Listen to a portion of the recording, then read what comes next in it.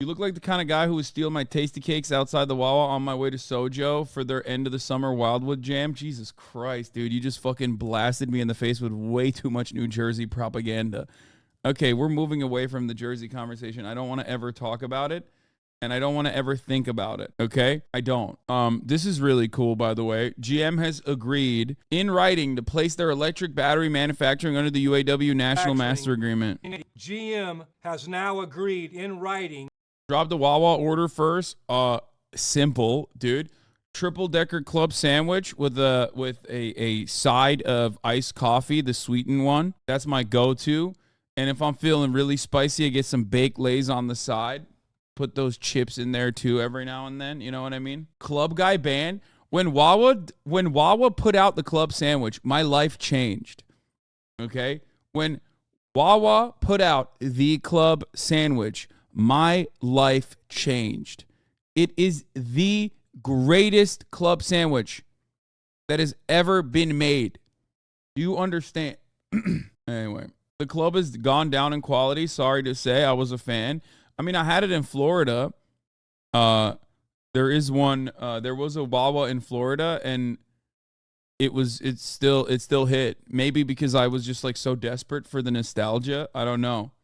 Yeah, I didn't even know they were allowed to have Wawas. I thought Publix basically owned the entire state and like aggressively pushed you out if you tried to open up a Wawa, because like Americans do not have different geopolitical interests in states no more. We have different chains, right?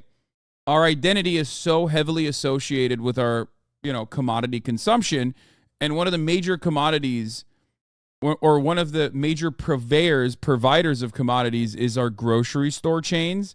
So like you got Sheetz, you got Wawa, and then you have Publix in the South in like the Florida area.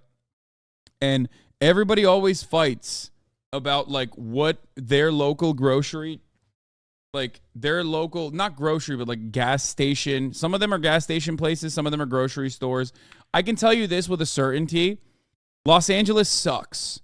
Okay, the West Coast is ass cheeks with our grocery stores. Pavilions, lame as fuck. Kroger's, I hate it. I don't want to see a Ralph's. Like, none of them make me feel proud to be in the area that I'm in. And also, who could forget the absolute worst contribution to the entire culture? Erewhon. You know what I mean? I would trade all of those places, which are grocery stores technically, for a Wegmans or a Wawa. Okay? My Lord, Wegmans. Oh. Those fucking subs, man. I miss that shit so bad. Trade it for a Publix too. Trader Joe's is whatever. I don't really give a shit about Trader Joe's. Hy-Vee is the biggest child employer. Let's go Midwest. What do you know about Wegmans, man? You went to school in Miami. I also went to school in New Jersey. So how often do you shop at Erewhon? Be honest, literally never. But it's not because like, oh my God, it's so expensive. Like, I don't give a shit. Like, obviously, that's not a consideration at all. I just think it's just the energy and the vibes at Erewhon is like permanently fucked. Okay? That's what it is. I can't. Like every now and then when I go in there, I just like there's a very weird air to the entire store. It just feels like I'm doing something shameful. Like Erewhon feels like you're not shopping for groceries anymore. You're eating ortolan, okay? An affront to God. Something that is so sinful, so shameful that you shouldn't be caught doing. Except every single person there literally goes there specifically so they can be seen while they're shopping. Do you have Sprouts in Cali? We do. It's fine. Sprouts are okay. Erewhon is for showing off a fit or a haircut? Yeah. What? If you don't care about Trader Joe's and you haven't shopped at Trader Joe's, Trader Joe's was my go-to for the longest fucking time. What are you talking about? I just don't. I don't know. There's something about Trader Joe's is like weirds me out. It's kind of mid, and I think it gets hyped too much. It gets too much hype. The thing I do hate is that there are too many grocery stores. I've talked about this before. There are entirely too many grocery stores. So, like, if I want my sodas, I have to go to a Ralph's because Whole Foods doesn't carry fucking sodas. If I want, like, a specific thing, I have to go to Whole Foods. Like, we don't have, like, we don't have a streamlined process where you can just get it all, you know? It's fucking annoying. What about Joe Rios and Biden nuts? What? What do you know about the RU grease trucks, though? I know entirely too much about them grease trucks. Anyway, Costco, at least if you are a proletarian. I love Costco. It's just that I don't have any near me. Los Angeles is a dead zone for Costco's and Walmarts. Like, they exist, but they're in the periphery. You can't, like, they're not immediately accessible. You know what I mean? I don't know how to describe it, but, like, there is just something that pisses me off about Trader Joe's, like, making the exact same shit. Sam's Club was my shit when I was younger. Anyway, what are we doing here? Like, we're supposed to be talking about the fucking news. I'm supposed to be serving at the top of the hour ad break right now, and I'm serving you fucking meat cuts like I'm goddamn, like I'm working at the fucking Publix counter over here. What the hell? We're going to stop talking about delicatessen, and we're going to get to the delicate nature of the top of the hour ad break and how you can avoid it by subscribing for $5 or for free with a Twitch Prime, or by getting gifted a sub if you are lucky. Here's the 3-minute ad break now. Suck it, Agora. Thank you for the 10 gifted subs. This take reminded me of this TikTok so much, Lamau.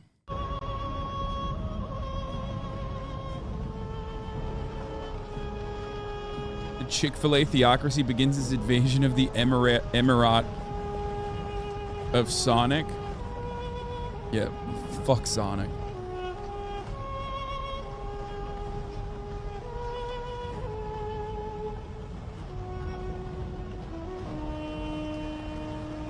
I watched one of your podcast videos today, and you've done one hell of a body comp, bro. Good work. Not too many people realize how much work it takes. Keep it up. Yeah. Walmart has those Mountain Dew Zeros you never even heard of. Yeah. More Perfect Union just dropped another video on the UAW. Let's watch. I'm going to come out in a body bag. That's how bad it is. That's Tony, and believe it or not, he works here. There is a great energy, and you see that from the moment you start on your first day. We're like a family here.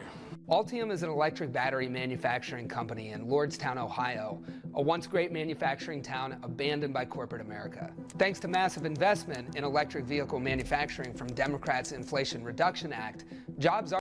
Yeah, this is huge. Like, this is a major part of the IRA, which was supposed to have specific provisions forcing these companies that were taking fat paychecks from the government, okay, to unionize, okay? And yet, it did not happen. Now, the UAW is fighting for that to happen. Are returning to Lordstown. Bro, you talk a lot about unions. I know, and I have never stopped talking about unions. It's probably one area that gives me the most hope. Technically, it wasn't about forcing them. It was supposed to add additional 4,500 EV credits for union-made cars, but it was blocked by Republicans in Manchin. Exactly. It is disgusting what Joe Manchin has done. And it is disgusting that Joe Biden didn't fucking literally hang him from his nutsack on the U.S. Congress, okay? So my nonstop, endless support for labor unions is probably, I would say, one area that I've aggressively pursued that has actually yielded positive results, both inside of this community with many of you guys working to unionize your workplaces or joining labor unions, and also just across the board in America. It's fucking sick. It's one thing that makes me very excited. It's one thing that keeps me positive in a sea of sadness. You know? It's awesome. Bringing back U.S. manufacturing jobs, 680,000 jobs just since I took office. Good paying jobs, union jobs, middle class jobs, jobs that give you a sense of dignity. But workers on the front lines describe a different reality, one that is chaotic, unpredictable, and Yes, dangerous. I've talked about the Kaiser healthcare worker strikes as well when it first happened, and yesterday too. I've covered it too. And that's a huge one as well. But we're talking about UAW We went and to the heart of this electric booming plants right industry now. to see what the electric vehicle revolution actually looks like for the workers making it possible, and to understand what it'll take to ensure EV jobs deliver for workers, not just corporate executives.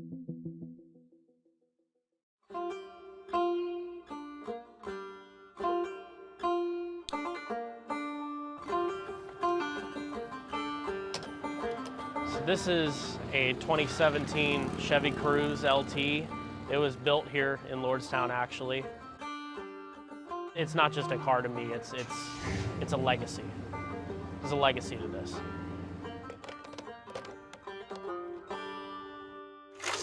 The first GM car rolled. He's lucky that he's able to afford it. You know?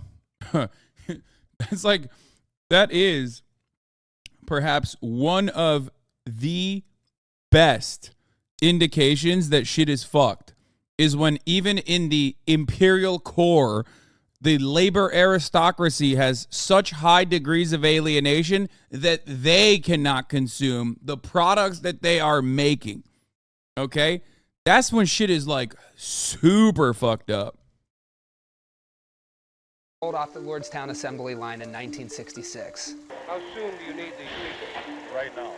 You've got the jobs now. We have the jobs now. For the next 6 decades, GM was the town's largest industrial employer and a crucial source of well-paying union jobs. This is the start of General Assembly, the trim shop. It's where my mom worked. When she got her job at Magna Seating, it changed her life. They had excellent benefits through the UAW.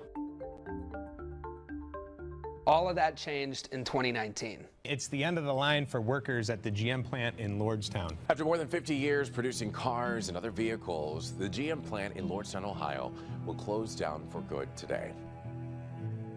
People had to sell their homes and move away. I lost a lot of good friends, people that I grew up with. More than 1,300 workers lost their jobs. But a year after this devastating blow, GM made an announcement that sparked some hope. This is the Ultium battery from General Motors. The largest American auto manufacturer is going all in on EV. Lordstown's Ultium cells plant is up and running. It's expected to create more than 11,000 jobs, including 1,500 operations jobs at the Lordstown facility. We knew this could be the future, this could bring industry back to Lordstown, and here we are, we have the opportunity to make the battery that will power the future. Ultium got a $2.5 billion loan from the Department of Energy to build 3 plants and create more than 11,000 jobs. But the reality on the ground is a lot more grim. Well over 1,000. Ultium Cells is a great place to work. It is not a great place to work if you were on that floor. That's, we're like a family. It is not like a family. Maybe an abusive one. I love those videos, man. Those videos are fucking awesome. Or producing the product that they so rave about. That's so great, and this is the future. There's a dirty behind the scenes that's going on to get to that future here at Ultium. Ultium workers describe minimal training and exposure to hazardous chemicals and unsafe working conditions. Electrocutions were pretty common when I first was hired. I actually myself sustained an electrical injury. My left hand brushed up against one of our tab leads on the battery cell, and I was given a jolt of electricity. At least 22 people suffered injuries or illness at the plant in just the first 5 months of 2023. Most recently, Tony's department was closed for an air quality inspection mandated by the Environmental Protection Agency. Despite mounting evidence of safety hazards at the plant, workers who voice concerns about conditions often face severe consequences. I have seen several members in mixing in our cathode mixing department that were retaliated against by management for raising a grave safety issue Jesus in their Christ. department. They were all suspended pending investigation without pay. Which brings us to another problem. Man, sure seems bad, huh? I mean, but that's family for you. You know what I mean? That's how family works, you know? And yes, this is yet another reason why you need fucking unions, because you cannot file grievances with HR and have that be backed up with any kind of serious power, okay? Unions work because they have the threat of work stoppages, okay? That's why unions work. The whole point. The pay. The new Altium factory was built right next to the old GM one. This time, GM teamed up with LG to create a separate company called Altium. That way, they don't have to honor the UAW contract at GM. There are unionized auto workers who, through decades of struggle, have won middle-class wages and benefits. A typical unionized powertrain assembly worker, for example, earns about $60 an hour in wages and benefits. Altium workers, by contrast, start at $16.50 an hour. It was just like a slap in the face, like an "are you kidding me" moment. I'm out here doing this dangerous job for you, and you're not even going to compensate me properly for it. All this federal money is coming in, but it's not trickling down to the employees. We are making poverty wages. People are frustrated. People are tired, and people are ready to fight back because this company is driving them further and further to the bottom. Altium workers unionized with the UAW in 2022, and they're working on negotiating their first contract. The bargaining process has been nothing but tumultuous chaos, I would say. Over and over again, we're told one thing by the company, and then they turn around and do something completely opposite. They won't give us a wage proposal. When asked for comment, Altium said, Altium Cells is committed to the collective bargaining process. But the UAW says the company has refused to come anywhere close to the GM standard. Here's the thing. With federal and state money flowing to companies like Altium and GM, there's actually a real opportunity to make sure the jobs of the future rebuild the middle class. Unlike other federal grants, the one Altium got doesn't mandate the company pay a specific wage. I wish President Biden actually came down here and, just took a walk throughout our production floor and actually saw some of the jobs that employees are doing on this floor. We're going to need the federal government to do more in terms of enforcement and holding accountable companies that fall short.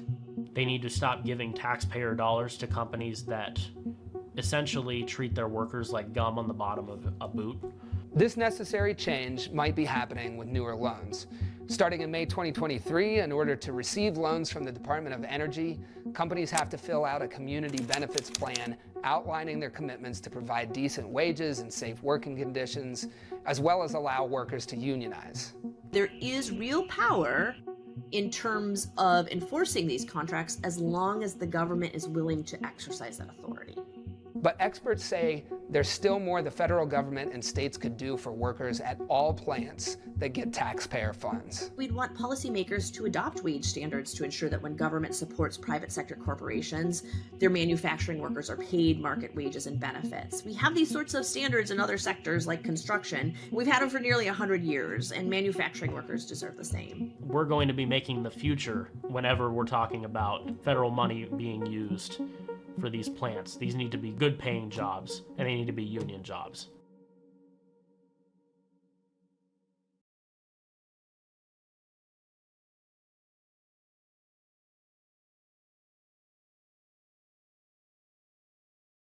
Chat. I was away because I had to bring, shut the fuck up about transformative content. I had the little baby. Okay, you probably saw her run in. Little baby Kaya. Gotten groomed. I had to pay the groomer. Okay? What is happening in America, folks, where you got to pay? You got to pay money out of your pocket for your little daughter to be groomed.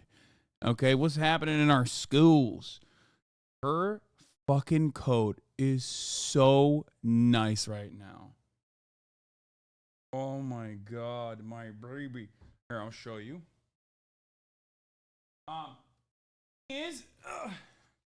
Can't tell. Can't tell.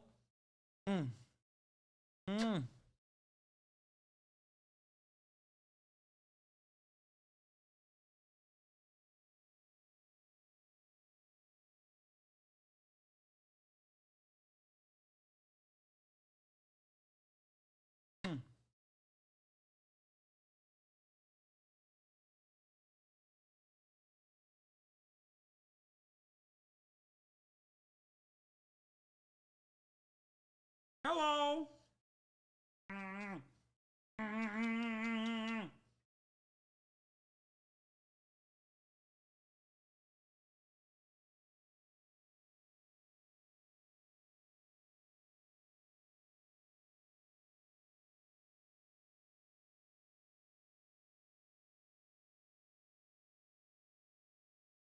Damn, she got a lot of extra hair now. What the fuck?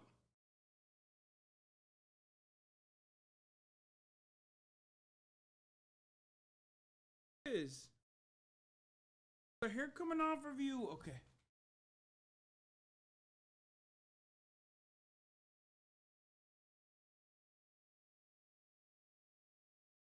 Rumor, not her undercoat. How often do you brush her? How much is it out there? I pay about 60 plus extra tips. Oh, given her size, it's a lot more than $60. Juniper got banned again? What the fuck? Free speech is back off the menu, it seems. Hey, it's me. I'm back. Yay. What do you mean? Oh, here. We're gonna talk. We're back to the UAW union talks. So Sean Fain has said that the union has won one of the GM battery plants. I think the one that we were just looking at. So that will be under the union coverage. But there's also some more union support out there from unlikely allies. For example, JD Vance. When JD met Marcy, Senator Vance and Representative Marcy Capture, both showed up to the picket line at the Toledo Assembly Complex this morning. Here's what she had to say to him. Very well. How are you doing? Nice to see you, Marcy. Good to see you. Yeah. First time here? First time here. Yep. Thank you for coming. Of course. Lasered. Fucking lasered. This is why she has a stranglehold on that region, okay? Remember when we were doing local elections? Remember when we were doing local elections and Ohio was just like fucking bright red? Except for Representative Capture, because she has captured that fucking area and rules it with a goddamn iron fist. Longest serving congresswoman in history? Wait, more than fucking Dianne Feinstein? Goddamn. Marcy stinks of corruption. Yesterday, I exposed sitting Democrat Congresswoman Marcy Captor for advising the U.S.-Ukraine Business Council, which represents beneficiaries of more Ukraine aid. She accused me of being a Putin pawn. Today, I'm dropping the story showing the ties between her office, Burisma, and Hunter Biden. I love when chatters are so fucking horny to just be like, the Democrats are corrupt on Ukraine, that they literally fucking end up giving credence to like right-wing weirdos, dude. You can't, yeah. Thanks, Chatter, who said, please look at the really good journalism coming from the co-host of Steve Bannon. Do you believe the Democrats are not corrupt? No, of course I do. Do I believe that they're also corrupt on the contracts that they're securing for Ukraine and continuing that money flow into Ukraine and at least controlling it somehow? Absolutely. Do I think that There is a Burisma Hunter Biden connection. The same day Biden family business associate Devin Archer met with Representative Kaptur's office in 2016 to discuss Burisma, the council held a joint event with the company on Ukraine's energy future. Burisma was also a member of the Ukraine-U.S. Business Council. What the fuck does this have to do with Hunter Biden or Joe Biden? Hey, Hase, I just finished my training to be a driver for UPS today. I just want to thank you because I would have never gotten involved in the union. Subsequently, this great job without watching you and learning. Fuck yeah, dude. The main conspiracy theory, this all just to make Zelensky and the Bidens rich. Yeah, I love that. That's funny. No, dude, it's not to make it's not to make the Bidens and Zelensky rich. Okay? It's to make the American military industrial complex rich. It's to make the American companies that are currently purchasing every fucking Ukrainian asset they can. Those are the people who are going to be rich. Zelensky already is kind of caked and wasn't necessarily the most honest person leading up to the invasion of Ukraine, but that's for a different day. Sheltering his assets and whatnot, even though he ran on being the anti-corruption guy. Capture won every election with at least 74% of the vote from 1986 to 2002. In 2004, it dropped to 68%. Again, Ohio is fucking... I mean, look at their attempted coping, not their incredible reporting. What? No, I mean, look at the cope they're doing, not the good journalism. Oh. That's what you were trying to show me. So, breaking news. Kevin McCarthy is considering resigning from the House before the end of his term. Two people familiar with the matter told Politico. Dude, Never Kevers are cooking this man, dude. Absolutely destroying him. He is going to get a cushy job.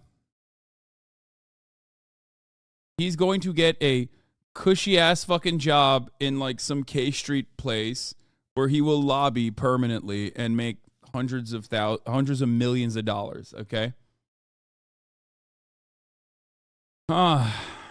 Anyway. Türkçe konuşabiliyor musun acaba? Çünkü çok iyi İngilizce konuşuyorsun. Helal olsun. Eyvallah kardeş. Evet, Türkçe de konuşabiliyorum. Hatta ilk öğrendiğim dil Türkçe günün sonunda. 18 sene Türkiye'de yaşadım. Hala ama genel olarak fazla konuşmuyorum Türkçe son zamanlarda. O yüzden birazcık kötü şu anda Türkçem. The NLRB's CMEX decision is having a huge impact on union elections, by the way. In September, employers filed 36 RM petitions required by CMEX, more than all of 2022 and the first 4 months of 2023 combined. Interesting, about half a dozen of these or more were filed by employers where unions had already filed RC petitions. Not quite sure why that was the case, but it's happened a lot in not insignificant number of instances.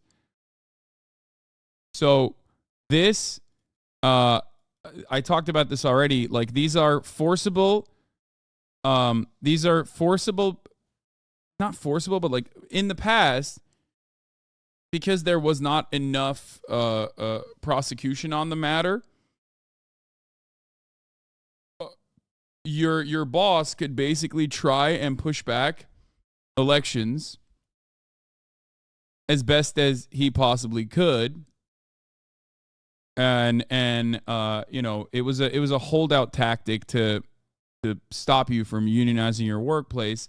And this NLRB decision was pretty huge because they say unless you immediately file with the NLRB to have a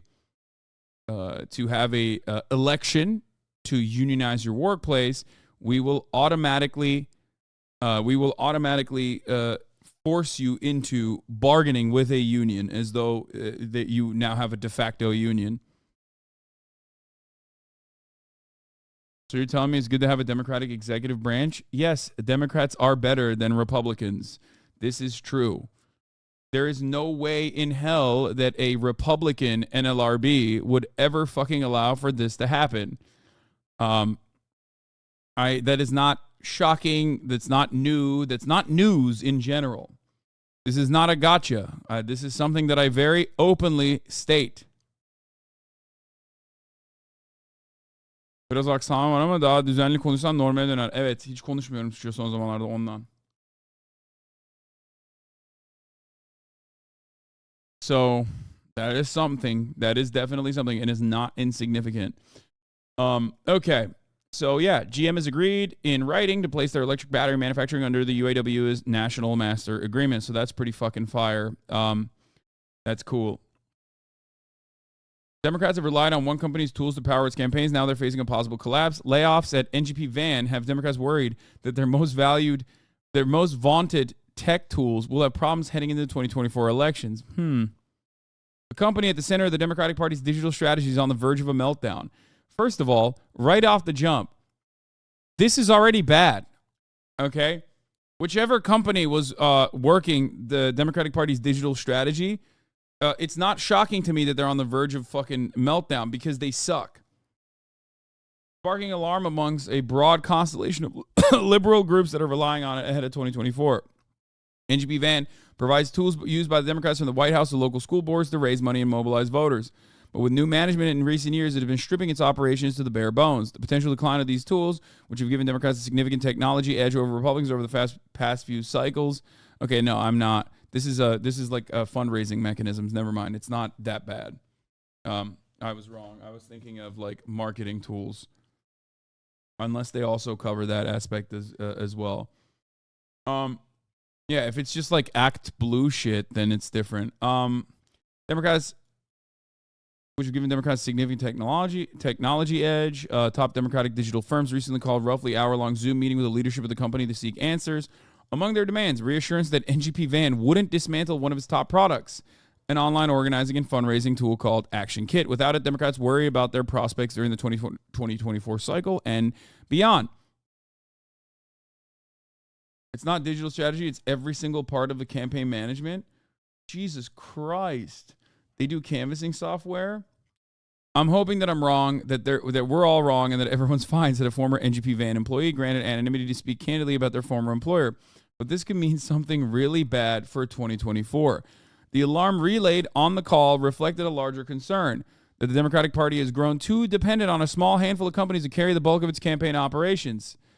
DSA uses Van to great success in some cities. Former DNC staffer here, Van is used mostly for voter contact and tracking said voter contact. Yeah, no, I misunderstood what this was. Yeah, no, this is like when we were door knocking for Bernie, I used this as well. I used to work for their competitor Aristotle. NGP Van is a great tool, but not the end all be all. Yeah. I turned down a job offer from them in my libertarian era. Nice. The alarm relayed on the call reflected a larger concern that the Democratic Party has grown too dependent on a small handful of companies to carry the bulk of its campaign operations. Democrats, yeah, most canvassing companies use Vans. Democrats up and down the ballot have long relied on NGP Van to run their campaigns. Now consultants and former employees are concerned that repeated layoffs will lead to problems with the party's most vaunted tech tools. Some consultants are on the precipice of turning their back on NGP Van altogether, according to 6 NGP Van clients who spoke with Politico. But the company's monopoly-like grip on the Democratic campaigns means there's no clear alternative that can immediately replace it. NGP Van said it is fully focused on the 2024 election. As we get closer to election day, it's critical that our political clients get the exclusive attention they need. If NGP Van's software fails, or even if it just stagnates during increasingly data-driven campaigns, there is real fear among Democrats that fundraising dollars could be diminished, voters could be ignored, and elections could be lost. It absolutely would mean that.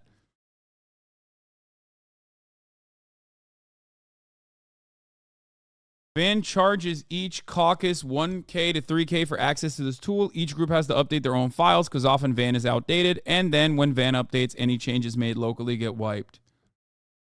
I ran a libertarian meme page when I was 15. Now I'm a Leninist trans woman. That's awesome.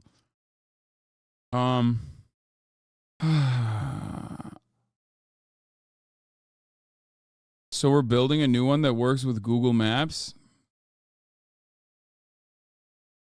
Every minute you spend dealing with software is time spent not talking to potential donors, said Kalani Tissot, founder of Tissot Solutions, a fundraising firm. It just adds all these laborious processes that slow down your ability to actually focus on fundraising. Last month, NGP Van wrote in an open letter to its customers that the layoffs were part of company-wide restructuring designed to break down organizational silos, which is corporate speak for maximizing efficiency and improving our performance by making the remaining labor force do the work that it did. Yeah, family drama, because they are a family. But some Democrats have worried ever since Apex Partners, a private equity firm, acquired the company 2 years ago. Earlier this year, oh my God. Earlier this year, more than 140 people were laid off from NGP Van. I'm sure that they didn't do any significant jobs there, certainly. We are up against a technology landscape that evolves rapidly, which means that the needs of every election cycle are very different. Yeah, what they mean is they need to outsource it. Seems like something that would be a good target for replacement with an open source project. I think one of the issues that you run into with open source in this regard is that, isn't it accessible? I don't know enough. I'm not like a tech nerd, but I feel like open source is great. I'm a big fan of open source, but isn't there an issue with it being open source, which would then yield security problems, especially when open source does not mean vulnerable. Open source does not mean not secure. Problem with open source solutions is campaigns don't like to share their data. Yeah, that's what I mean. But I guess technically OBS is open source, and ain't nobody's getting my fucking stream key, so I feel like it's still, you can have private data. I always thought, however, that like if something is open source, then you can penetrate it. Like you can figure out tools to penetrate it better. But maybe I'm wrong. I am, however, like you said, I am a poli-sci major, Omega Law, so I don't fucking know. I'm saying this is outside of my depth. So I'm here to learn from you fucking nerds. Open source would provide easier security flaw identification, therefore faster patches for it. You can implement and integrate proper InfoSec together with open source. Okay. That's cool. See, you learn something new every day. Everything is based on open source software. Popular OSS projects are often more secure than private equivalents because any developer can find vulnerabilities and fix them. Okay, as we had, I was wrong. Then yeah, this seems great. It would be great. As we head into 2024, every decision we make is to ensure that our products and offerings are responsive to that. Except, guys, if it's open source and someone takes advantage of the open source software to build something on top of it, okay, and then sell it to the Democratic Party, you know, or if it's open source and the Democratic Party is using it, then you can't have Apex Partners, a private equity firm, purchase that. You got to have a middleman that eliminates redundancies at a certain point so they can fucking cash out. They can max out and then cash out. So that is a big flaw, I think, that you have to do that, I think. It shouldn't be allowed because open source software is bad for, I guess open source software is technically not even bad for capitalism. It's just like you can still utilize open source software and then build something on top of it. It's kind of like how, what's that weather service? Utilizes the government's weather data, but then reskins it and then sells you the idea that like they are the ones who are actually fucking going out there and analyzing weather patterns.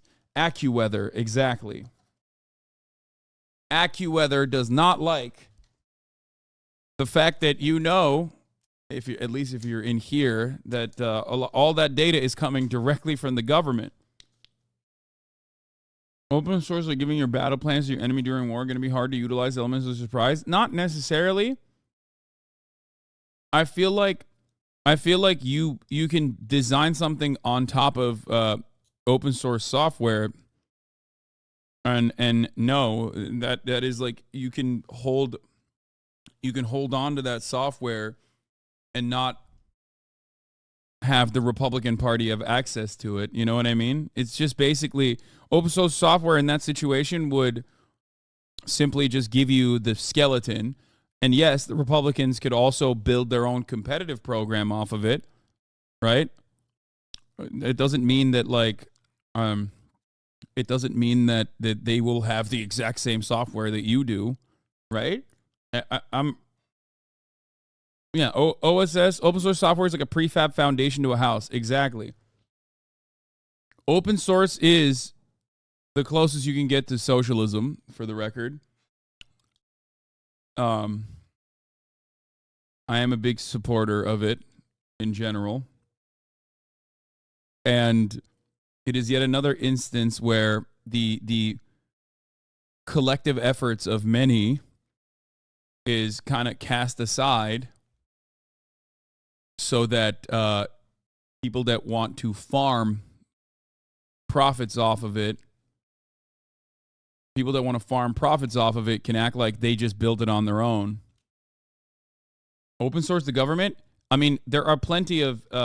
Microsoft versus Linux. That is literally like, doesn't Microsoft rely heavily on fucking open source software? That in and of itself is directly what I'm talking about. It's just like taking something that other people have built for free and then trying to, and then very successfully turning it into IP. Like a patented product because you reskinned it.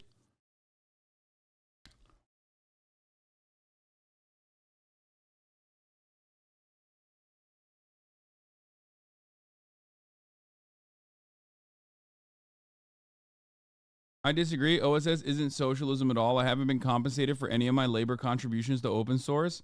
No, it's socialism in the sense that you put in whatever you can and you take out whatever you need.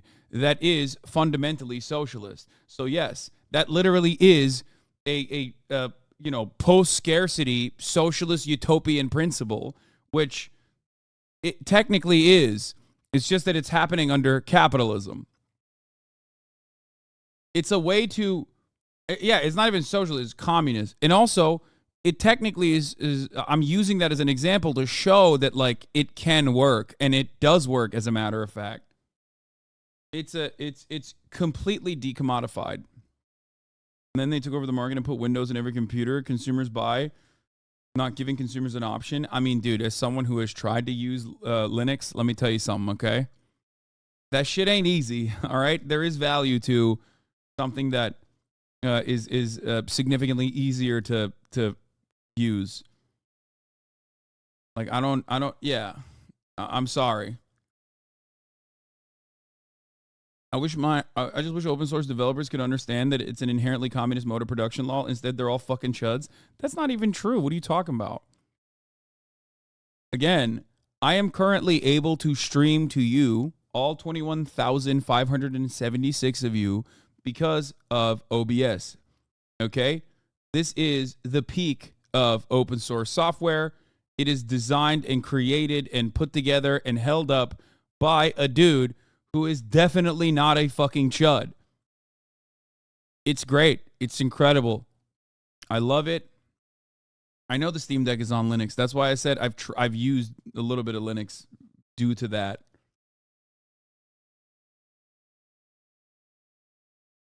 The major players in the open source space, I feel like, are often very... Streamlabs OBS is chud though. Yeah, I don't use slobs. I use OBS. Like I run my alerts through slobs, but I use OBS. OBS is so much better. It's great. It's phenomenal. It's a phenomenal product. I love it so much. Also, AWS is running on Linux, so your stream is literally transmitted via open source software. Yeah. The internet's backend is pretty much exclusively open source. So, I mean, yeah, Twitch as a space is full of fucking weirdos and chuds for sure that literally participate in involuntarily fucking creating new technology so that people can enjoy it. Chatsin and Chatterino are quite literally examples of that, created by fucking Forsen fans, okay, Forsen boys, who still participate in it even if they don't think about the ideology behind it.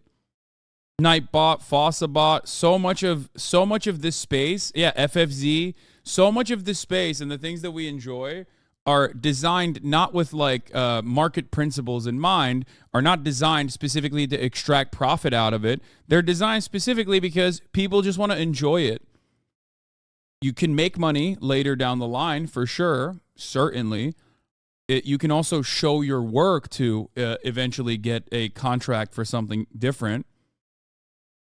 But ultimately, it is not done so that none of this is created so that you can make money off of it. Not everything is supposed to be transactional. As a matter of fact, most things on the internet are not supposed to be transactional. This is also part of the reason why I try to make every aspect of this stream as accessible as possible, right?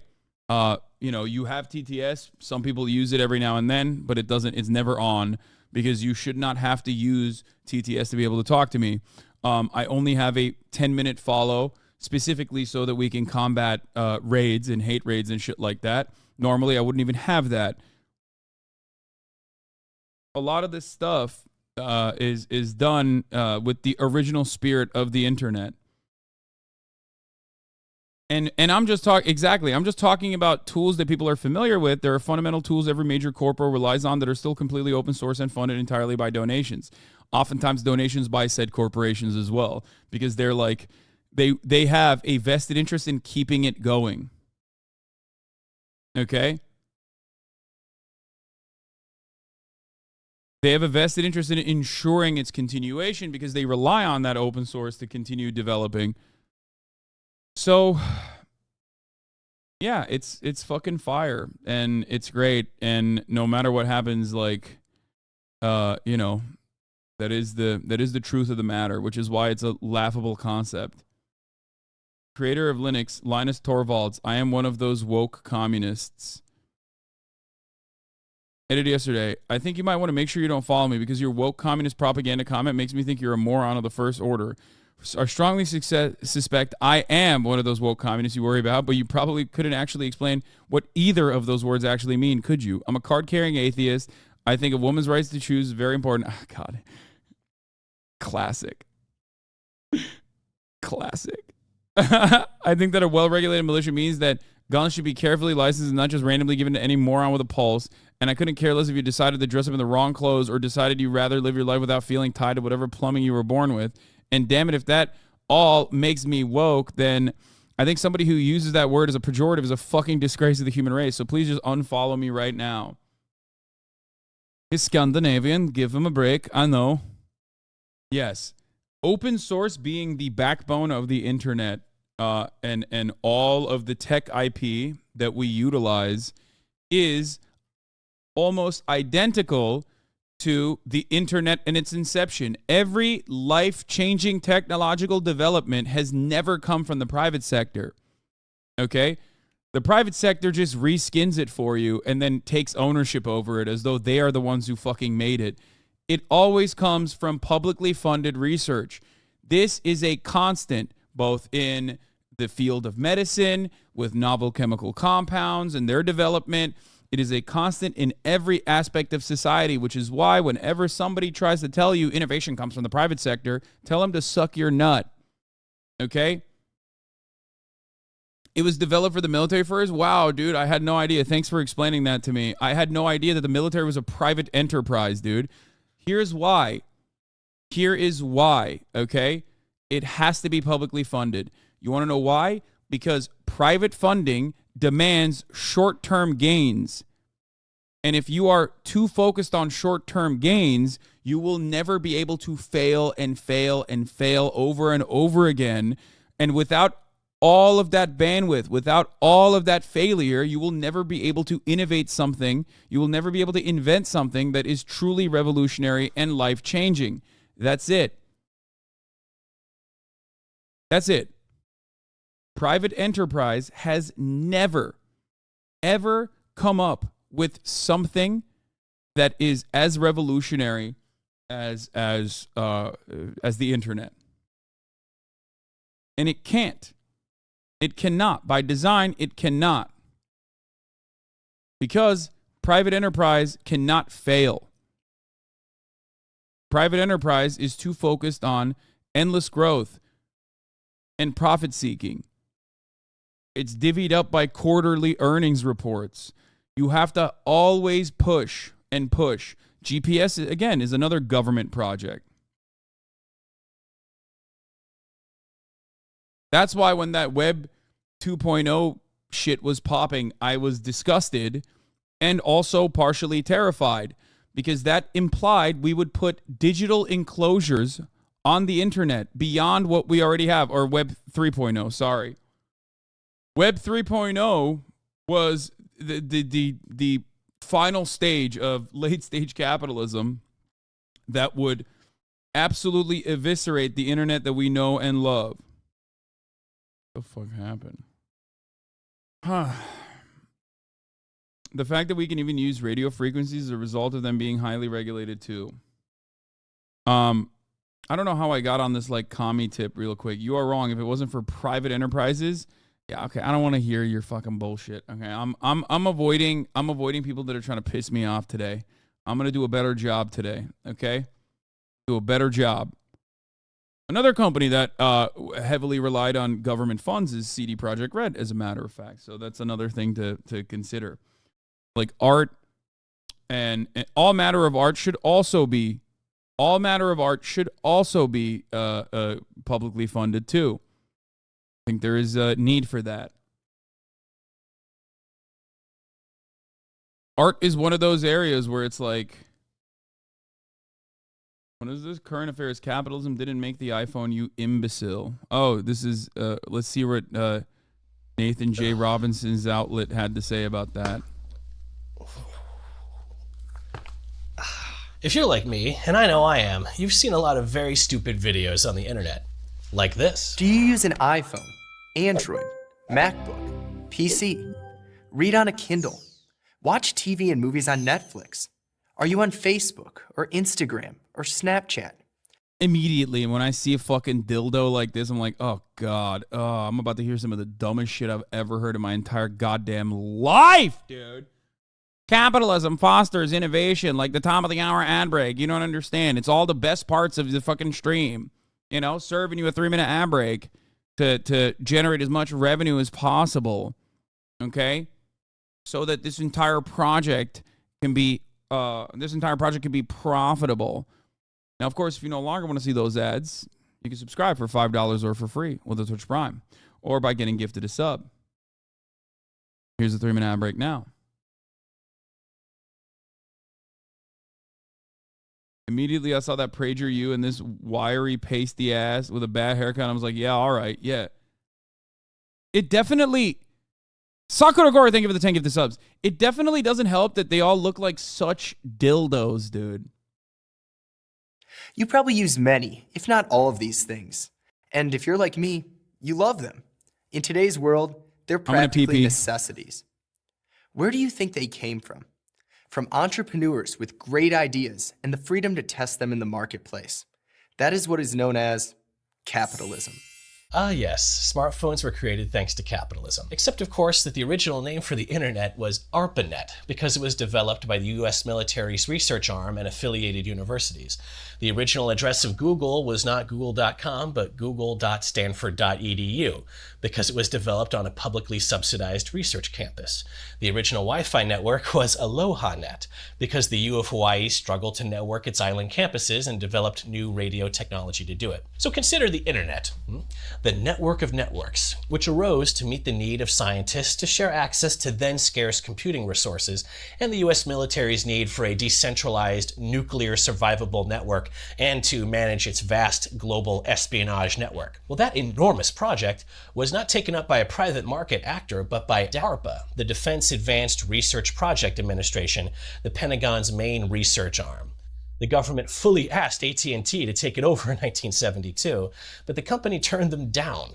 So the state-created ARPANET went online in 1977. Now, by the early 80s, many universities were connected up to the ARPANET via funding from the National Science Foundation, the big U.S. Research Academy. As usage climbed, though, U.S. telecom companies finally began taking an interest, and pressure rose to privatize the networks as private investment in commercial networks for companies, schools, or even individuals was gradually spreading in the wake of that pioneering ARPA and NSF network investment. Now, hilariously, when the military brass and government policymakers ordered privatization of the technology, the idea was that there would be multiple commercial suppliers to the public of this networking technology. But the cable ISPs went on a giant merger orgy after deregulation of the industry in the Telecommunications Act of 1995. Yeah, also, that's why your internet is dog shit. Just remember that. The government invented it. The government built the fucking infrastructure for it and then handed it off to fucking private enterprise so they could ass fuck you, okay? And eliminate competition, okay? And never ever improve their fucking operations, even though they lied to the government. They got like billions of dollars of tax breaks on top of that with a handshake and a promise that they were going to actually upgrade the infrastructure, and then they never did. They never ever fucking did it. And then on top of that, some of these states or municipalities were like, fuck this shit, YOLO, we're Chattanooga, Tennessee, baby, we're going to offer public broadband as a competitor to the fucking private enterprise out there. And then it worked so goddamn well in Chattanooga, Tennessee, that the ISPs saw that and were like, oh fuck, oh no, if we have municipalities offering competitive and much faster speed ISPs, okay, if they provide the service themselves, no one is going to buy our shit. So what do? They made it illegal, okay? That is literally the United States of America. Every aspect of your life that is slowly getting worse and worse while you're paying more and more for shittier fucking service, as all of those other working parts of the service that you are living off of, that you need to survive at this point, okay? All of those services also used to be handled by Americans, okay? At least American citizens were the ones who were literally fucking working on the support line. They were working on every different aspect of it. But guess what? You don't need support to be that good. Who gives a fuck? Fuck it. First, we'll ship it off to India, and then we'll turn around and we'll even fire the Indian support line people, and we'll just make it automated. They became the great cell phone oligopolies of today, like Verizon and AT&T, as well as the great cable monopolies like Comcast and AT&T. Now, why weren't the ISPs sued for failing to keep promises? Why the fuck would they be sued to fail to keep the promises? They can get away with anything they want. This entire government is not designed to enforce rules and regulations that put the interests of the citizens over the interests of profits. This entire government is designed, and its regulatory mechanism and its enforcement mechanism is only there to make sure that we can max out profits. Turning to Wi-Fi, the modern world's favorite thing to both use and complain about, the local radio signals that allow you to do mobile computing within range of a router are the main means that we access the internet today. And perhaps unsurprisingly, it was invented by a public research university. In the 60s, the U of Hawaii's various island labs couldn't communicate with the main computer in Honolulu, so using a pair of high-speed UHF channels to access computing resources. The resulting Aloha Net became the tech precursor to Wi-Fi, and the project was also partially funded by ARPA and the Navy. No private investors in sight. And similarly, prominent tech innovator and monumental corporate asshole Steve Jobs famously claimed at the original iPhone launch that Apple had itself developed and patented the smartphone multi-touch interface. And we have invented a new technology called multi-touch, which is phenomenal. It works like magic. You don't need a stylus. You can do multi-finger gestures on it. And boy, have we patented it. But in fact, the highly versatile multi-touch interface was developed by a U of Delaware grad student under an NSF CIA research program before being purchased. Yeah, wait till you find out that the CIA also has a private equity fund, and 2, they have funded a shit ton of projects. One of the most important ones, obviously, being GPS.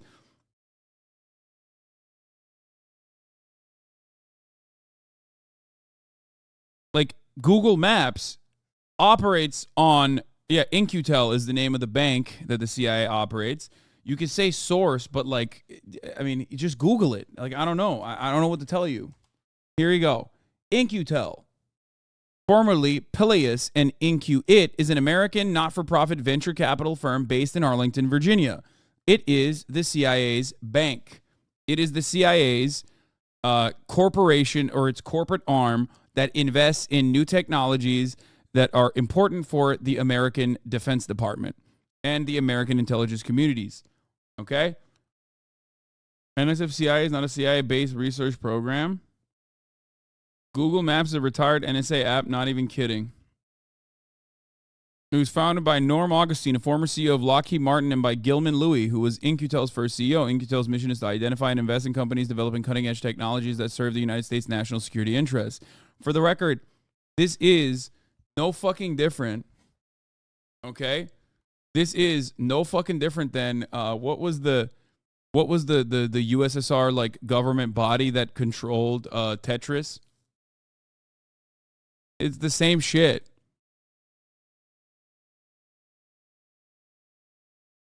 No, not KGB.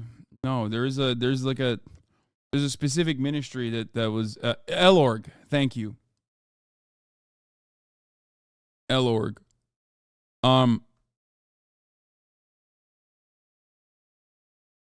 According to the Washington Post, In-Q-Tel started as the idea of the then director George Tenet. Congress approved, which, by the way, hey, I think In-Q-Tel, or people that work at In-Q-Tel, were also involved in the Tetris thing, but that's for a different day. Electronorg Technica, to be more specific.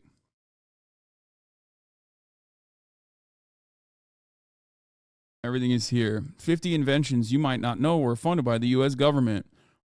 The civilian aviation industry, the Doppler radar, the flu shot, MRIs, accelerometers, supercomputers, microchips, LED lights, Vela satellites, the cell sorter, autonomous robots, 3D seismic imaging, PBI.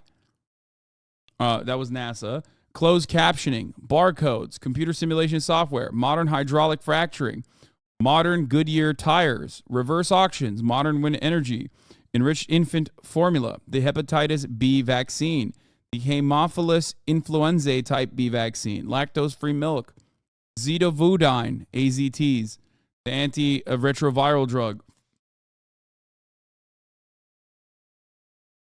the Human Genome Project, genetic tracing services, smartphones, GPS, the Clementine spacecraft. In the 1970s, the Defense Department began working on creating a comprehensive satellite navigation system for national defense and scientific purposes. A lot of this stuff is the reason why I say the government is big and the government is good. The government is expensive and it's vast and it's got a shit ton of resources. And the reality is that it's a good thing that it's got a shit ton of resources. It's just something that we never consider because under a capitalist organization of the economy, capitalist dogma dictates that you forget all of the different working parts and all of the collective action and all of the public funding that goes into the amenities that you take advantage of. If you are not beholden to the profit motive, if profit is not your master in that situation, there are different incentivization structures that still yield not only technological innovation, but actual technological innovation that changes your lives in a dramatic way. One part of this problem, of course, is, and I say this regularly, is that the military is a jobs program. I just wish that America's manufacturing output and its largest jobs program did not fucking rely on, the necessity, something that is a absolute necessity, which is the continuation of empire. Every part of our output is specifically designed to keep fucking hurting other people, to keep endless conquest, endless bloodshed. Really sad. The internet, student-centered active learning, the fast multipole method, lead-free solder, the reactor excursion and leak analysis program, Google. Although this invention was somewhat inadvertent, the NSF funded the Digital Library Initiative to index websites in the early days of the internet. The NSF and CIA went on to fund Stanford graduate Sergey Brin, who received an NSF solder, whatever. Fuck you. NSF Student Fellowship and Larry Page's research to make an algorithm that ranks web pages by importance. By 1998, this became Google. They use taxpayer money to develop all these. Technically, it's not even taxpayer money to develop all these. They just print money to develop all this shit.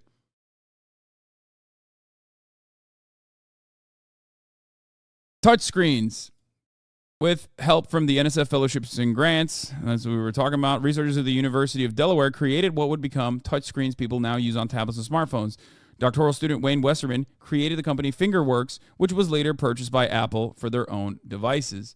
And then Apple acted like they invented it, and then they fucking patented the shit out of it. Just by Apple in 2005, a good 2 years before the introduction of the first iPhone. And the attractive liquid crystal displays were created by a Pentagon-organized industry consortium working on flat display panels, with the breakthrough technology emerging under development at manufacturer Westinghouse. But the company then shut down the program, leading the project head to appeal to a series of US tech giants to keep the display program alive. IBM, Comcast, Xerox, 3M, and was turned away by all of them until the project was revived under a contract from ARPA in the late 80s. The global positioning system required for Google Maps and staggering from local bar to local bar was developed by the DoD in the 1970s for more accurate deployments of materials and munitions. The lithium-ion batteries essential to our power-hungry, and of course, have a very similar, the lithium-ion batteries essential to our power-hungry devices have a very similar story arising from the NSF and the Department of Energy. And of course, Google itself, is at the center of most of our modern computing lives, was originally google.stanford.edu. It was developed there with funds from American taxpayers and from the state of California, with the long-term research stability of a major research institution and freedom from the need to turn a short-run dollar. And that's the major part of this puzzle. It's not that there aren't brilliant scientists working on the private enterprise side of things. There are. It's just that they get their orders from their bosses, who want them to innovate in a very specific direction, a direction that will yield as much short-term profit as possible. And when your goal is to max out short-term profit, you are not allowed to fail. You are not allowed to fail for years and years and years. And that is what you need for major change.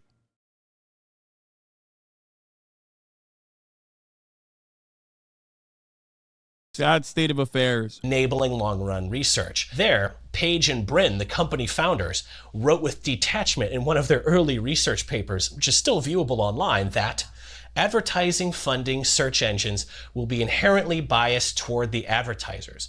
We believe the issue of advertising causes enough mixed incentives that it's crucial to have a competitive search engine that is transparent and in the academic realm. This is why you will get more. This is blatantly false. Take Uber. That is purely private innovation that makes neither short-term nor long-term profit. True. Facts. Okay, sometimes in the age of free money, you can have the Silicon Valley tech bubble that doesn't even have to be profitable. It can just simply tell you that this is a different kind of thing. It's disruptive, a secret third thing, which we like to call disruptive technology, okay? Now, if you slap the tech sticker on a bad boy nowadays in our heavily financialized, stock market focused capitalist organization of the economy, you slap that fucking tech sticker on it, dude. Many of the money holders don't understand anything, so they'll just go, "Oh my God, this is tech. We should evaluate it not like we would assign value with the normal market fundamentals. We should just look at that and go, that's actually much more expensive because later down the line, I promise you we'll be able to monopolize. I promise we'll be first to market and we'll be a monopoly later down the line, and then we can actually rake in profits." Uber stole their business model from South American countries. I mean, Uber didn't do anything. Uber did not innovate anything. They just innovated a new way. Uber innovated a new fucking way to disrupt regulation. The only thing Uber did was take an existing service, okay, and go, and this is, by the way, it was heavily illegal before Uber everywhere on the planet. I grew up in Turkey, so I know firsthand. It's called korsan taksi, okay? It means pirate taxis. Very, very illegal. It's independent owned and operated people that just drove you around for a cheaper price point than the regular cabs. It's very dangerous, and it was very illegal for that reason, okay? Now, it's not even a new or innovative fucking product in that regard. Uber just looked at that, which exists still to this day and existed in Latin American countries and other developing nations, like I mentioned, like Turkey, right? And, you know, they looked at that and were like, why don't we streamline this and eviscerate existing labor regulation and existing government regulations surrounding taxis? And everyone was like, wow, that's crazy. Is that a tech company? Fuck yeah, dude. $7 gazillion. You don't ever have to make money. You don't ever actually have to legitimately turn a profit. Don't worry. You said it's a tech company, so it's fine. It is the most hyper-libertarian and Capistan bullshit of all time.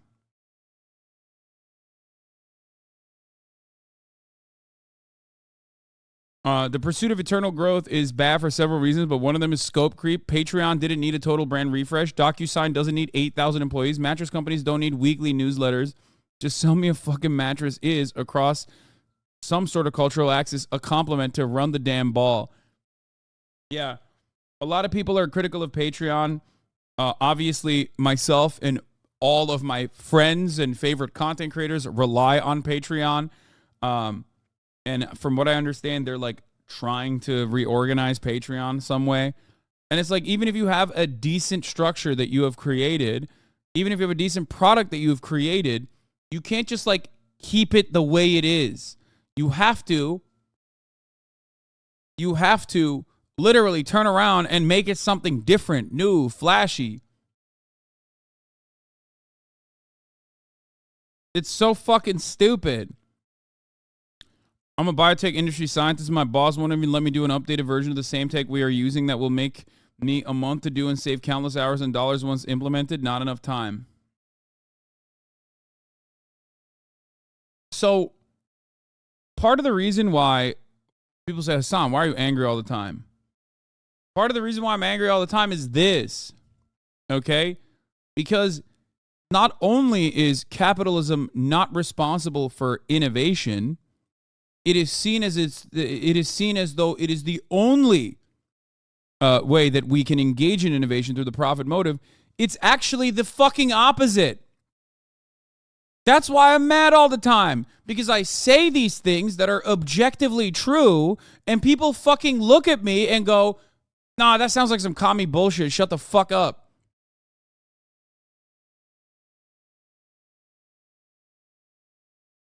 Except you're perfectly calm on leftovers? Yeah, except that also frustrates me, specifically because I'm perfectly calm and I explain these things piece by piece, and a bunch of shitheads online still go, I don't agree with you. You're a fucking dirty commie. Also, you're a bad guy, and I'm just going to keep saying you're a bad guy. I'm going to clip chimp you. I'm going to fucking run the gamut. I'm going to try to make your life a living fucking hell. And it's like, okay, man, well, your life sucks. Your life sucks dick, okay? And it's not going to get better. And now you think you're going to get a fucking crumb of happiness by, like, telling the guy who objectively is on your fucking side, whether you appreciate it or not, that, he's bad for telling you these kinds of things. They're fucking tanky. All right, let's keep going. Obviously, they got over that, as Google has since played the leading role in covering the internet with ugly, slow-loading, brain-eroding eyesore advertisements. Now, the point of all this is that private institutions in the market are under systemic and legal obligation to make money quickly to reward their capitalist investors. And expensive, uncertain long-run research is inevitably harder and harder to justify as fiscal quarters tick by with few money-making breakthroughs to show for it. Now, with these market incentives against long-run research, no wonder that the internet and mobile tech arose from the academic and military research settings, where steady funding is more or less assured, and near-term stock price movements don't dictate whether products get axed. And the great economist Mariana Mazzucato observed in her book that private businesses dominate overall spending on research and development, or R&D.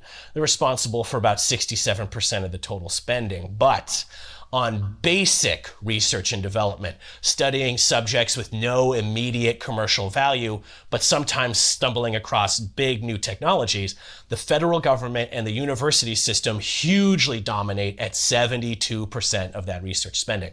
So the point isn't that the military should have discretion on where it spends its hundreds upon billions of dollars every year, or that the warped, pitiless nightmare of modern war is worth it for the high-tech spin-offs. The point is that the public setting is the natural space for scientific and technological research, providing the funding, managing the long-run research uncertainty, and maybe imposing some publicly demanded constraints on what can be done with the technology, which people are more and more interested in. So a movement for online socialism would allow democratic decisions on our broad direction of future research and create limits to the use of our personal data, and perhaps help us guide the potential of the internet toward its most positive potentials of enjoyment, education, and fulfilling possibilities. And also, we would have the advantage of telling the 1% just what the fucking terms of service are. Anyway, democratic research is a nice idea. Too bad capitalism. Democratic research is a nice idea, except it's such a nice idea that it already exists. That's the point. The point is it is already happening. And it will never stop happening because capital owners understand that without it, they have no innovation. The issue is explaining that to a broader population without them fucking trying to execute you for being a commie, a disgusting commie who wants to, I don't know what people think I want to make everyone China. I guess that's what it is. Really bad. Yeah, Tom Nichols made a video on Patreon specifically about how private equity is like ripping Patreon apart. It's too long. A friend of the show, Tom Nichols, makes great, very carefully written, well thought out videos, and I highly recommend you watch it. We are not reaching our full research potential. Having friends go through the process of trying to get grants, lack of funding. Dude, think about it this way. We in America and in the Western world, sitting on a throne of fucking blood and plunder, are not reaching our full research potential. Now expand upon that and recognize that there are nations out there with brilliant thinkers that simply have not even reached their industrial potential to even get to that point because they have been kept behind purposefully, not allowed to develop. The amount of wasted potential is so crazy. That is why it is understandable that capitalism was a decent evolution from feudalism, and it is simply outlived its usefulness. But those in this unjust and unequal structure refuse to let go of the reins of power because it benefits them too much. Okay? It is not an accident that collectivization efforts that occurred inside of socialist developments, real existing historical socialist developments, have led countries, despite their external struggles and endless amounts of both internal corruption, but also external affairs that they had to deal with, have led countries from, subsistence farming and peasants into massive players on a global scale. And yes, the USSR is a part of this. The USSR had a shit ton of problems, okay? A shit ton of problems. But it is ridiculous to assume that what they were able to do in such a short period of time, without 400 years of slavery, blood and soil, and fucking imperial conquest, the fact that they were able to go from a bunch of potato farmers to beating America to space, shouts out to Yuri Gagarin, okay, is unimaginable. That's insane. And the same also can be said for China, okay? This doesn't mean that China is a perfect society. Make no mistake. No state is perfect. No state is perfect.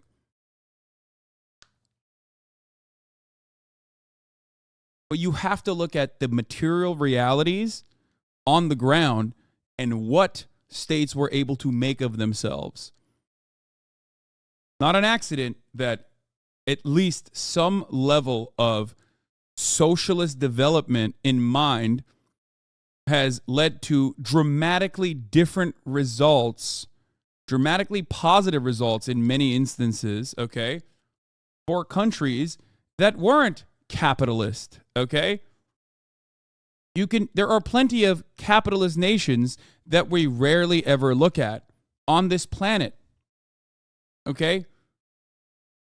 We never look at the same perspective. We never look at India versus China. Like, why one country was able to develop in the way that it did and the other was not. We never look at other existing capitalist countries that even Americans would be would sit there and consider to be somewhat of a failed state.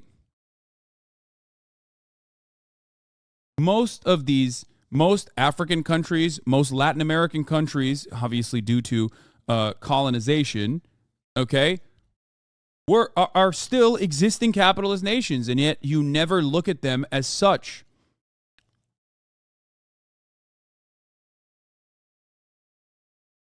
You never look at that in a similar way. You never analyze it. You just only look at America as though it is an objective, succeeding capitalist country, when we have not had to deal with any of the external factors, and yet we are still a massive fucking failure. Anyway, only capitalist countries in existence: America, South Korea, and Japan. Even Canada doesn't exist. Yeah. It's so crazy that we in the United States of America, the victors of the vast empire that we have cultivated, do not even see all of the many benefits. Okay? That is what's wild about it. I've said this many times over, where, it's like, what good is all of this imperialism if you cannot feed all of your children inside of your own borders? Even from a fucking nationalistic fascist point of view, America is a fucking failure, But then again, of course, fascism isn't really about like helping out your fellow citizens. Obviously, they sell it as such, but that's not the case. That's not. It's a means of control. So during a time when we're in a proxy war with the former USSR, while also pushing against China in the trade sector, the government is crumbling. Help, what do? Yeah, it's just like we don't have to do that. Especially the second part is really funny. Japan is still the #1 country in the world for many numbers of reasons. Okay, bro, just say you fucking crank at the hentai every day and move on. Like, you don't have to. I like that he said for numbers of reasons, but the reason is one, okay? There's only one fucking reason that you say that. And to be fair, I'm right there with you, brother, okay? Wait, we can tell from a PFP? No shot. Let me see. Oh, my God. Oh, my God. This is this chatter's fuck. Oh, God damn it, dude. Thank God it wasn't worse.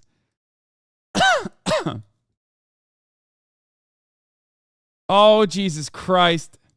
Why did I open that live on stream? That could have gone way worse, okay? Way fucking worse. One funny thing that I wanted to cover. The other day when they brought like a stonks guy on to specifically talk about the Kaiser Permanente strikes, the stonks guy talked about on CNBC. He talked about Ozempic and how Ozempic is actually hurting the stock for diabetic medication, right?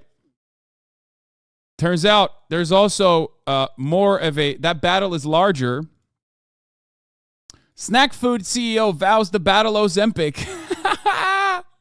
Kellanova CEO Steve Cahalaney, whose company owns Cheez-Its, Rice Krispie Treats, and Pringles, among other beloved, though decidedly unhealthy snack brands, has his eyes on the incredibly popular diabetes management turned weight loss drugs and the impact they might have on his sales. It's because Ozempic and Wegovy are making you not eat. That's it. And if you have no appetite, you are buying less and less treats.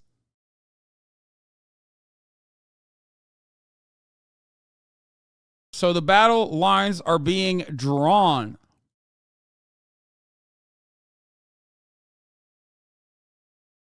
Yeah, GLP-1 agonists are resulting in measurably fewer calories consumed by consumers. So on the other side of it, you have multiple multi-billion-dollar industries that are seeing fat Americans not being so fucking interested in eating all the treats and more and going, oh my God, where my profits gone? All my profits gone. Now, I've also been a very I've been very reluctant to just like promote Ozempic and Wegovy. I've said this before. I think that there are some scary side effects to it. So even if you are on it, obviously make sure that you fix your diet and your dietary habits, or try to use it as a tool to fix your dietary habits and don't hyper rely on it, even though no matter what I say, it doesn't matter. Most people are hyper reliant on it already.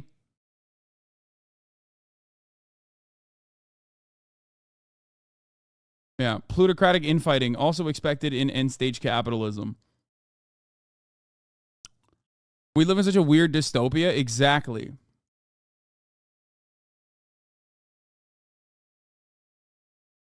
When I took Ozempic, I still ate snacks, but instead of 5 cookies, I'd eat 1 and be good.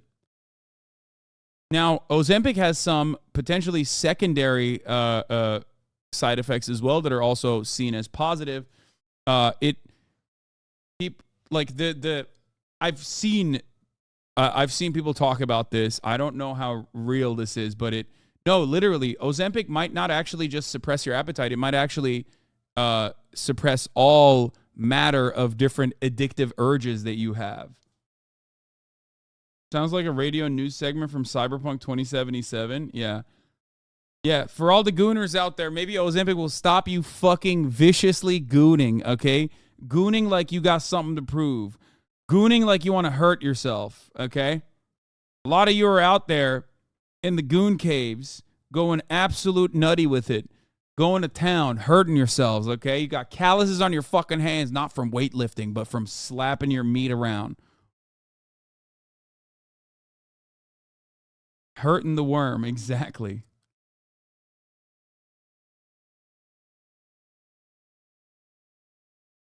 Not quite as well known, but long-running and extremely safe drug called metformin, also primarily for prediabetes, does a lot of the same things. I just got on it, and holy shit, I'm not craving sugar 24/7.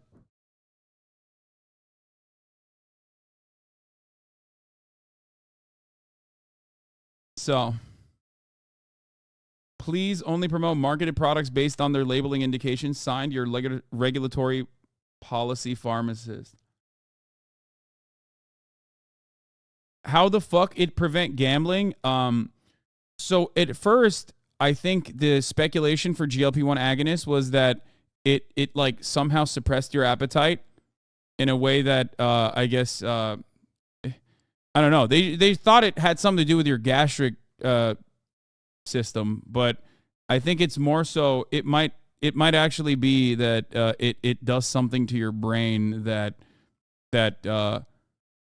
suppresses addictive behavior. Yeah, compulsion suppression rather than an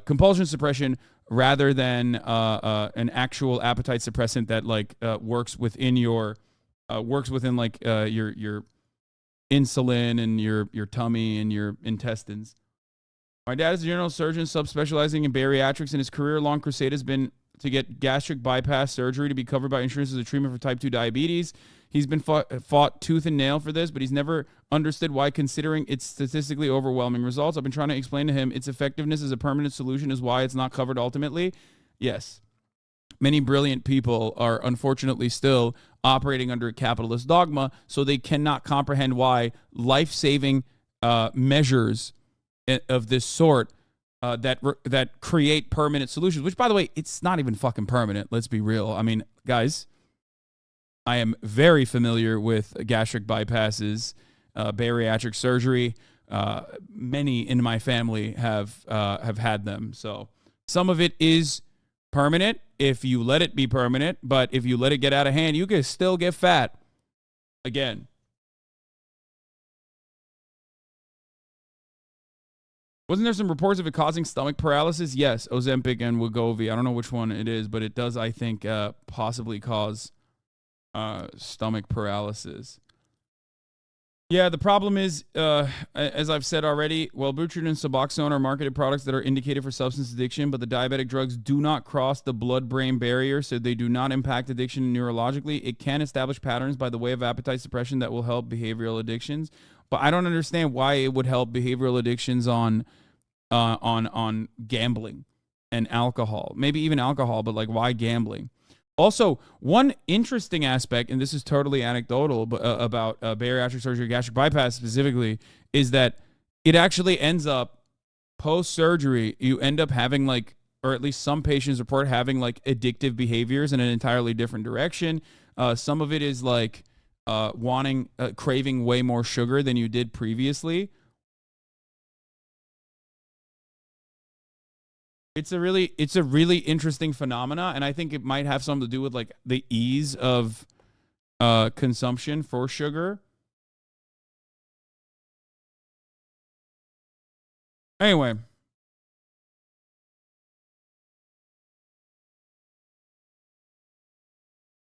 how is the poop quality? I don't fucking know. I mean, in my family, I am the only person that did not get this surgery and was able to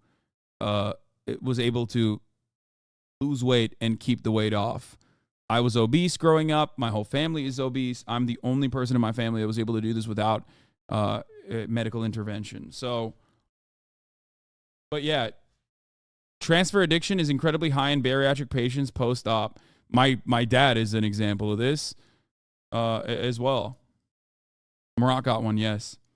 My dad got one. Marat got one. My cousin got one. My dad and my cousin have been good at keeping the weight off. My brother has not.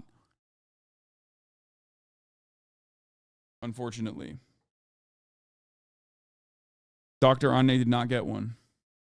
Did your uncle get it too? No.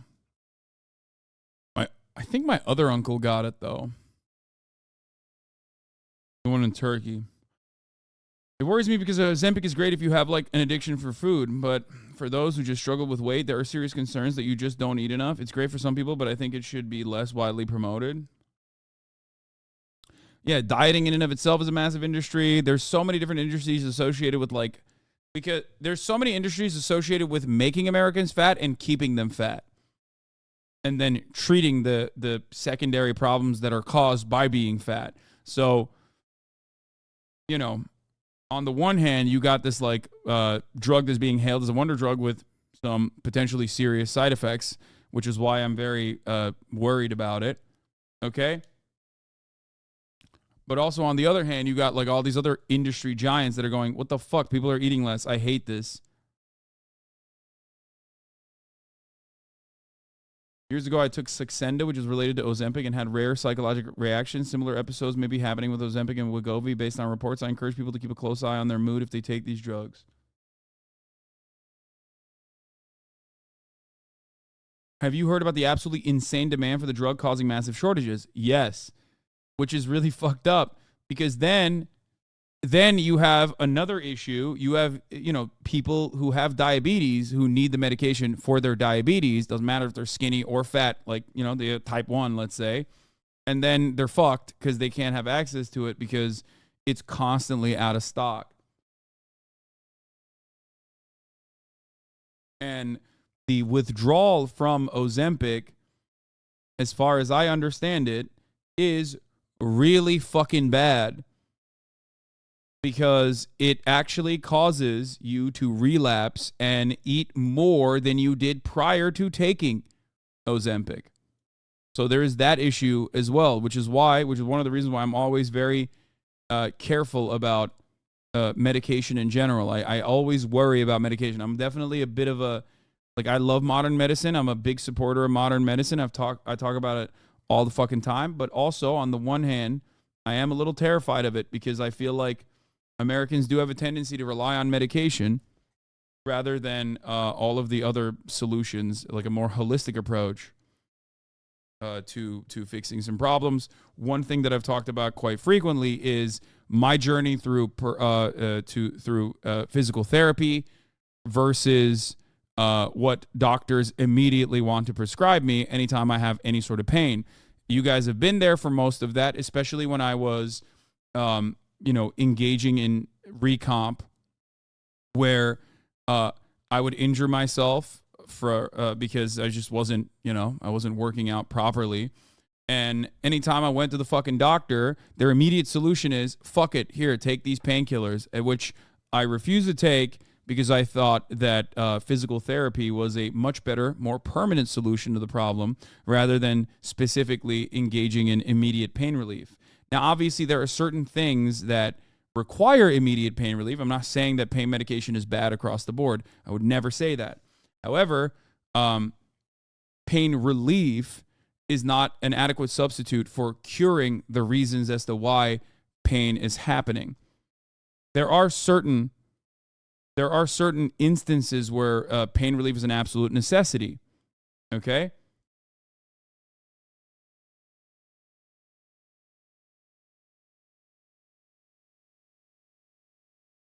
But physical therapy, sometimes not entirely covered by insurance, unfortunately, is the way to, physical therapy is the way to create a permanent cure to the problems that you're experiencing in most circumstances.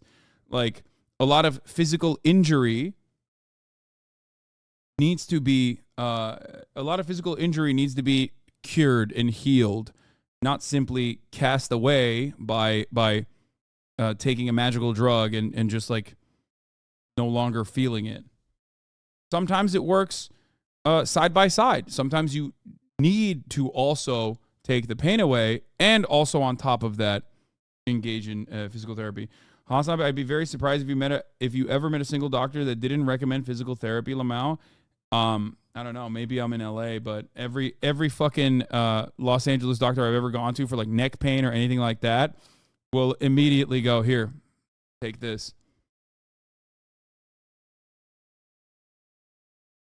and I've gone to many. I think a lot of people see like a lot of people are like, oh yeah, here we're trained to just like find immediate solutions, and I think like America and its conceptualization of pain is still absolutely 100% without a shred of doubt motivated by the pain tolerance institutes and all of the fucking think tank backed, lobbyist backed, Purdue Pharmaceutical created shops that are the reason why doctors immediately go, oh, here you go, take this instead. Because a lot of our understanding of pain and how to heal people that are experiencing pain literally come from like relatively new think tanks and institutions that were created, including the happiness scale that you see when you go to the doctor. Like when they show you that, like the pain scale that they use, that is literally created by a Purdue Pharmaceutical operation. Damn, this guy's good.